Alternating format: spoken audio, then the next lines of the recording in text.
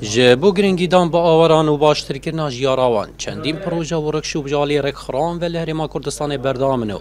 لواجار زاخوجی به آمده بونا تخین جداین جواکی جبو و مرمه و رکشوب کاتل دار خستن و کچک آورا بجدار دوی و رکشوب داد بیجه هی اراده که آلی کاری رکخران باشن لی ام پتر پیتوی آلی کارین درونینه خدي أما قالك مساعدة بوج مرة وقالك شغلك احتراق هم برنش خرا وبنت رأيهم وابرن قالك باشو هري كاريا كش مرة كريم قالك وبس شيء ما ديا بتر هري كاريا ما كربانش بر خلقي كش تستدعشي فلتي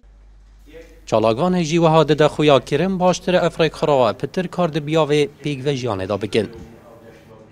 بديت نؤمن حتى ردائك لخوين ديتي براستي بشتي أوراتنا الوان بارز كهدهوك وزاخو ديت نؤمن حتى ردائك كو أفريق خرويت بياني شيانا رول خو برچاو ببینن جبو مكمية پیوندی و بخوش ترکرنا جیانا آورا لکردستانه رولا که برچاو ديتي دگورابانه دا هیویام او پتر بشین يعني خدماتي بکن پتر بشین خدمات آورا بکنو پیوندی مکم دناف برا همی لانا دا همی بسابا دا پیتا مکم کرن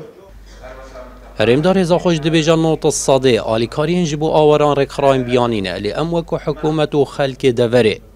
آلی کارین بنارتین وان رکخراوانین منظمات كان منو بينه كان يعني ازاقينو كبدوام قسمات دانيت شكل انا او جزء اكيش مفكري بس وكذا كخدمات كلن يا فعلي